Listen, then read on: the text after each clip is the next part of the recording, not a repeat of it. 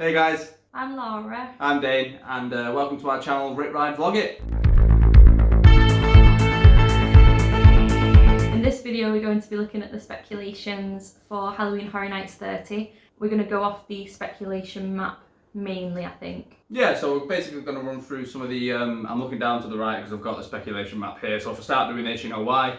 We're looking at the Horror Night Nightmare speculation map, which is kind of widely regarded as being something to take seriously among the Horror Nights fan group, isn't it? Yeah. So yeah, we're on version 2 of the speculation map, so we'll just go through each one of those and yeah, say what we think about it basically.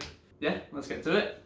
So the first one that is mentioned is Beetlejuice. At first there was talks of it being a scare zone. We weren't sure if it would be an actual house, but from this map it's showing that it is rumoured at this point to be a haunted house at this year's event. Yeah, I really like the sound of it. They've been having a lot of fun houses more recently, so these are houses that aren't necessarily going to scare you as much as a typical Horror Nights house would, but nonetheless will be a very enjoyable walk through, and I think Beetlejuice fits that description very well. Oh, definitely, and he's been part of Universal since the beginning, so it's nice to see his return now that they don't have the show anymore, since Fast and Furious replaced it. Oh yeah, I think Beetlejuice is a perfect kind of choice for this year. I don't want to address the elephant in the room too much, but I think we're going to move more towards kind of prop / animatronic based stuff in the houses. I don't know what you think about that. Well, I mean, they can do the sandworm. That could be a puppet, a big puppet, a bit like they did with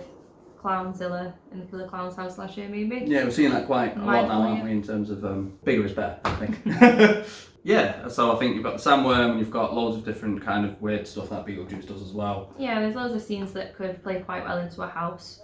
I'm looking forward to it. If it is going to be there, it is quite strongly rumoured that that will be there this year. Yeah, I mean, vast majority of it is based in a house as well, right?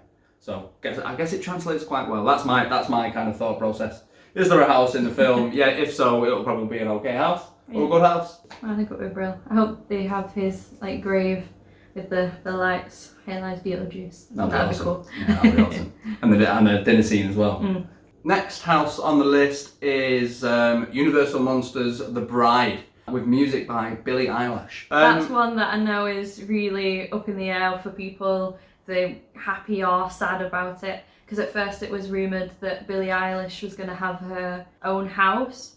And we have heard again that she might. Now, I don't know how strong that rumour is, but we have heard that recently. So as it stands going off this map still, then it is just the music of Billie Eilish in the Universal Monsters The Bride, but we'll see. Yeah, it's I really like the idea of it. I mean, what brides are featured? Is it going to be specifically brides, or is it going to be like females that have appeared in the classic Monsters films in the past? I've heard a couple of different things, because we were trying to think, weren't we, what females we can think even. Yeah. So we've got the Bride of Frankenstein, and then like Dracula's brides, but apart from that I was struggling to really think I can't really think of anyone else. If you can think of anyone, please let us know who we're missing. Probably carry on having a bit of a look into it as well. Yeah. For me, the Universal Monsters house in HHN 29 was my favourite by an absolute landslide. No, that's correct. Well, not by a landslide. Graveyard Games came very close, actually, to be fair. But I think Universal Monsters has kind of tipped the scales for me. I remember the first time I came out of that house, and I was just like, whoa! Like I was just loving it. I was just saying that. First time I even went through it, I was like, it's going to be very difficult to beat, and nothing beat it. If Billie Eilish's involvement in the kind of HHN attractions is limited to the soundtrack of one of the houses, I'll be very happy because she's got good music, and the kind of content that she creates lends itself quite well to that, right? Yeah, with stuff like Bad Guy. But I would much prefer her just to have the music in the house rather than her have her own house. But if they do a Billie Eilish house, I'm sure it'll be fantastic, because whatever the creatives do, it's always absolutely excellent. Yeah, so I guess if there is going to be a standalone Billie Eilish house, we'll have to start tuning into Vivo and YouTube and getting all those different music videos memorised kind of scene for scene. It's like, oh... What should we expect? Yeah. So next we have Bedtime Stories. Now this is going to be an original house. I think it may be a mix of different twisted takes on a bedtime story.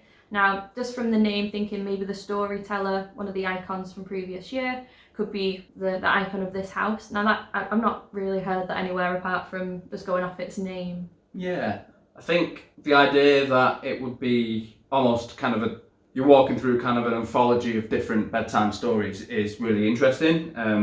Certainly what they did with Slaughter Cinema in 2018, where they kind of had B movies where essentially you walked through each scene was a different B movie, and the variation that house kind of had off the back of that idea was amazing. Best queue line I've seen so far, by the way. I've only been for 2 years, but that sorority sacrifice in particular, that trailer for sorority sacrifice was so funny. Yeah. So if they go that way with the kind of different bedtime stories that you walk through, that'd be really cool. We watched Scary Stories to Tell in the Dark recently, which kind of plays on a similar idea, except it's ghost stories instead of bedtime stories, and I love that film. I don't know about you. Me too. I think it's an awesome film. I always have to sleep with a light on after watching it. Yeah. So if the storyteller's featured, that's great as well. But I think if they go that direction, it'll be a house that's kind of earmarked for me to be one to go into first. So next we have the Terra Cruentis house. So this would be hosted by, or the icon of this house would be the Terror Queen. Now she was last seen in 2005, so Halloween Horror Nights 15, and the legend goes that she would return every 15 years. So it would make sense that she'd return to the 30th. Yeah, absolutely. Especially for the anniversary year as well. She's quite a big fan favourite, I think. So basically what the Terror Queen would do every night is she would take one of the guests and use them in kind of a sacrifice scene. Yeah, so it'd be one of the team members but disguised to be a regular park-goer guest, and each night they'd sacrifice one of those members live on stage. Yeah. And then on the very last night of the event, they actually sacrificed the Terror Queen herself, and that's when they said about every 15 years, then she would return. Or after 15 years she'd return. I can't remember quite how that went. It's one of the two. Yeah. Whichever one it is, it's very strongly suggested that she's going to come back this year. Yeah, I don't know if it'll be like the icon of the whole event, but definitely for that house. Yeah, I'm really looking forward to seeing that. Me too. The next one we're going to talk about is The Haunting of Hill House. I am super stoked for this house, excited. Man. Yeah. There's been one season released on Netflix so far, and it was honestly the best. Like whether it be a TV show or a movie, like it was the best horror, like kind of creative piece that I've watched on my TV. Absolutely. In a long time. I completely agree. It was so good, so scary, so many different emotions. I can think of so many different scenes that would be fantastic in the house. I just think it'd really work so well, and I'm so happy that it is strongly rumoured. I really hope this is one that happens. Yeah, so and I would very strongly encourage you, if you are thinking of going to Horror Nights 30, to watch Haunting of Hill House. And even if you're not, like watch Haunting of Hill House. If you're just a big fan of horror, definitely watch it. In particular, I'm looking forward to seeing the bent neck lady, who gives you the shivers. And just the various different, like there's so much I can pick off the top of my head. The scenes in the, spoiler alert by the way, in Nell's death, when she dies, and kind of like all the different scenes around the funeral around that. And in the car and at the foot of Theo's bed as well. Oh, there's so much to go off there. Definitely watch it. There's going to be so many great scenes that they can use. I just think it'll be amazing. Yeah, if you weren't like crying, you were hiding behind your hands, weren't you, when you were watching? Oh yeah, it was a mix, because it was quite emotional for a horror series as well. There's quite a lot of emotional moments. A lot of tear-jerking moments. Yeah. So this is the house that I am most excited for by a long shot. I feel like this was rumoured either last year or the year before as well, with this whole Netflix relationship that Horror Nights have got. So I was quite disappointed when it wasn't there last year. I don't know if it was a rumour or we were just hoping it was going to be there. I can't remember now, but I'm so happy that it's strongly rumoured. Yeah, me too. So the next one that we were looking at is the Dungeon of Terror. So that was the first house that they ever had at the event when it was Fright Nights. So the very first house. So for the 30th anniversary, I think that sounds pretty amazing that would return. I would love to see that. So I really hope this one again comes true. So I'm really excited to see what they can do with this for the 30th anniversary. I'd love to see that. I've obviously not been to that one, so it'd be really interesting to see what they'll do with it, if they're going to keep it exactly the same as it was. So they had sort of like a run of prison cells, and there'd be different inmates in there, and they'd be torturing cast members that were made to look like guests. Ooh, I didn't know that. That sounds awesome. Yeah, so it looks like you could be pulled out of the queue and tortured, but it was harmless, honestly, I believe. And then that's where and that's where the famous rat lady started out as well, from that very first house. So she was in her perspex box, and she'd be like knocking on it, and people, I think it was walking over it. I may be wrong. I'm sure that's what I've read, that people were actually walking over her with all the rats crawling all over her. So it'd be interesting to see if they bring the rat lady back as well. I know that they've used her again in different years, where she'd just be sort of on display on the sort of outside, I believe. Outside. I've never seen her, so that would be quite interesting to see as well. Yeah, I'd be looking forward to that one. Okay, so next house we're going to talk about is a house called Pumpkin Original. It's not going to be called that, it's going to be an original house based around something to do with pumpkins, we think. So. Unless it's actually called Pumpkin Original. They might go with it, I don't know. Doubt, but maybe. Yeah, there's two ways I think I can see this one going. So firstly, there is strong talks of Nathaniel Crowe coming back to the event. Now, Nathaniel Crowe is a could-have-been icon from Halloween Horror Nights 18 that the then event's senior creative guy, Michael Aleo, came up with. Essentially, what was he? He was like essentially a dude. He was a guy whose body parts were replaced with rotting pumpkins or something. Yeah, but it was meant to all tie in with the Carnival of Carnage from the previous year. And so you'd see Jack, and then it was sort of trying to tie together a few different backstories. He was left behind on this ground, but everything died, so it all rotted and died. Nothing grew on this land, and he woke up on this ground, and he couldn't get up from it. It was like he was being tied down almost, and then there was pumpkins around him, rotting pumpkins, and I think it was like crows pecking away at him and taking off his flesh, and it was replaced with rotten pumpkin flesh, and I think his jaw was replaced and put a candle in it to be like a jack-o'-lantern. It was meant to be the embodiment of Halloween. Yeah, so I think that's a strong rumour for that lost icon, because he never got his chance. So that was a strong rumour for Nathaniel Crowe. Yeah, and I think the other way it could go is kind of the scare zone in Central Park in Horror Nights 28, which was Twisted Tradition.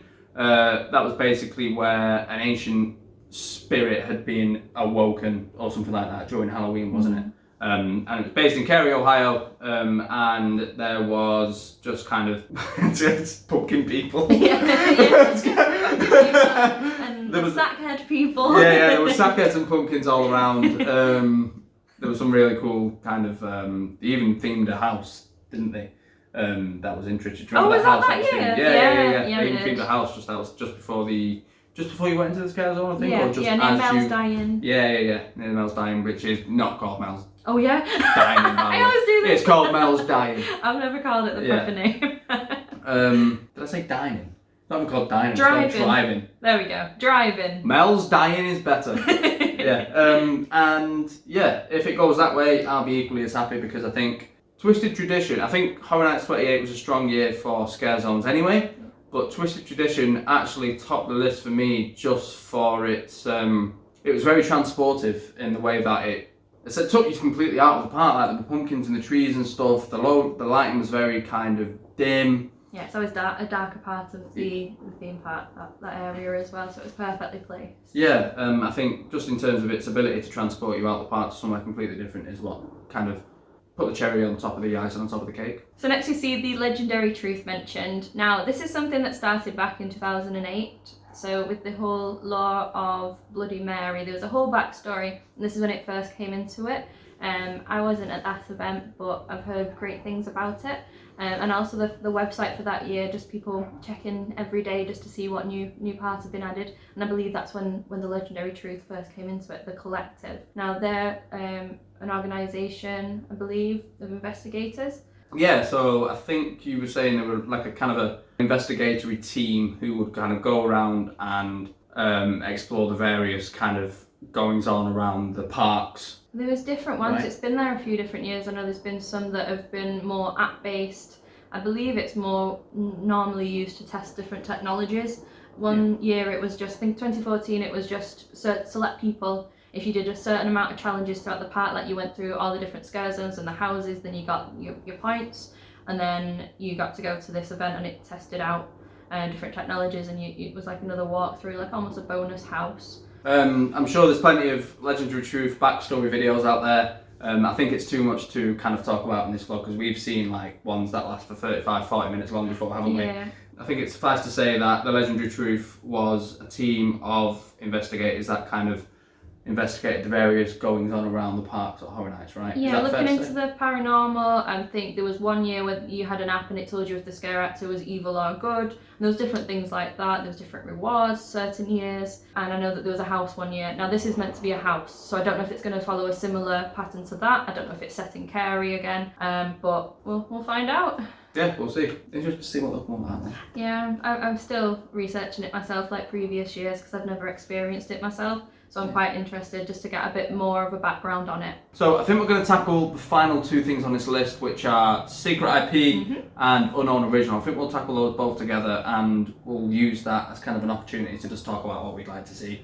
Things that might be there as well, but things I'd like to see. Yeah, definitely. Yeah. So for the secret IP, I would love to see a classic slasher. So my first experience of Horror Nights was at 28 and there was Halloween 4 house there and I thought it was awesome. I really enjoyed walking through that one. Anything really, a Jason house or a Texas Chainsaw Massacre house. What we've actually heard today in a vlog by Rick's Flicks, check him out, he covers all the Universal parks. We really enjoy his videos, don't we? Yeah, he's brilliant. Yeah, but he was saying that a Texas Chainsaw house is possible. Yeah, he's heard it, or him and Nikki have heard it, that it's quite likely looking like that could be featured this year. And we when he said that, we got really excited because I've never been through the Texas Chainsaw Massacre house. So I think they could do so much with that. That would be incredible. I'd love that. Oh, it's such an awesome film as well, and really the first one is amazing. And what else would I like to see?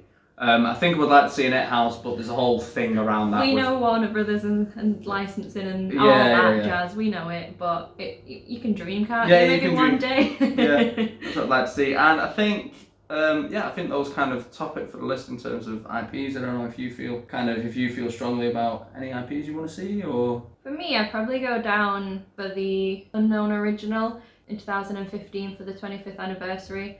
They did the 25 years of Monsters and Mayhem presented by Jack, and I thought that house was incredible. It was so long, so many different areas of the house. It was fantastic. So if they could do a bit of a collection like that again, I think that would work so well. I think that would be amazing. So that's up there for me. Yeah, I think you went to the 25 years of Monsters and Mayhem. You went to Horror Nights before I did, which good for you. Yeah, but I think you said that that's the best house you've ever walked through, right? Yeah, and even at the time, because I think in every video that we've done so far, I keep repeating that I wish I'd known more about the history and the icons and the background to the original side of things before I'd gone. I knew a little bit. I'd heard of Jack the Clown because I'd seen he was going to be presenting it, he was going to be the icon, so I had a bit of a look, but I didn't know enough about everyone else. So if I could go back in time, or if they could bring it to this event, that would be amazing. Yeah, I want to experience something similar to that, because it is, I mean, alongside yourself, obviously, it's widely regarded to be the best house, right? Yeah. As an unknown original, I'd like to see the return of Scarecrow. Oh gosh, I forgot about Scarecrow. Yeah. Oh, I'll never forget that house in 27. There was, as with my friend Kelly, and I think I stopped in my tracks because there was a scare actor above and from both sides, and I was just like, and just dipped down. I didn't know where to go. Just about carried on moving because she was helping me through the house. Yeah, so the kind of stories you told me about that house as well, in terms of how scary it was. The scarier it is, the better for me. I think it was another one that was quite dark. Like inside the house, it was quite a dark house. I think that always adds something because it takes away one of your senses. You can't see properly. Yeah. What was that house called in 28? Was it Dead Exposure? Patient Zero. I think it was that. I always mix them up. I always choose the words zombie, patient, zero, and exposure, and mix them up in whatever way I want. And then I think that could probably be the house name. I think it was that. Zombie, exposure, patient, zero. Maybe. Was it not Dead Exposure? Dead Exposure, zombie, patient. I don't think zombie was mentioned. Patient, zombie, dead, exposure, zero. No, what was it called? Dead Exposure, Patient Zero, Dead Exposure. I don't know which way. Call it. Patient Zero. Dead Patient Zero Exposure. Patient Zero, Dead Exposure. Dead Exposure. Just call it Dead Exposure. Dead Exposure. Yeah, Dead Exposure. The zombie house from 28. It was the moment you first walked in. it was absolutely pitch black, and that house was like that. Yeah, that was a scary house. It was. I mean, if you went in when it was brighter, we've noticed this as well. It's even darker inside the houses when it's daylight outside, so that adds an extra layer as well. Yeah. Nightingales in particular last year was one I remember where it was completely bright outside, and because of that, what do you call that? Like your eyes trying to adjust. Yeah, like your eyes don't adjust quick enough, and it's just really dark, and it adds a. I think it's better that way. Yeah, me too. Yeah. So that's kind of the unknown originals, which I think might be there. Yeah, I'm not so sure about the secret IPs. I can't really think off the top of my head what I'd like to see. But I know whatever they choose and the creative team again behind it, they'll make it absolutely amazing and immersive. I just know it'll be fantastic to walk around. If you have heard anything else, if you've heard any different to us or anything since this map, like I say, we've now heard about Texas Chainsaw since that. But if you've heard anything else or anything a bit more in detail, please let us know in the comments. Yeah, and let us know where you've heard it as well, because I want all of the sources to get the latest information. So yeah, comment away what you want to see, what you think might be there that isn't on this list, or anything. Have an open discussion about what's going to be there. It's the thing we're most passionate about, isn't it? So. Yeah, definitely. And we're getting closer now. We're within the three months. Are we? What's nearly today? Nearly 3 We're months. nearly at 3 months, so countdown's properly beginning. Thank you for watching. And we'll see you in the next video, which we'll upload next week. Yeah, we're trying to do it weekly to start with, at least, aren't we? Yeah. And Cool. if you have liked this particular video, please do like it. We do really appreciate it. Yeah, and feel free to subscribe away as well if you are interested in kind of looking at our future content. Yeah, I think with that being said, we'll round it off. Yeah, thanks very much again. Cheers, guys. Bye. Bye.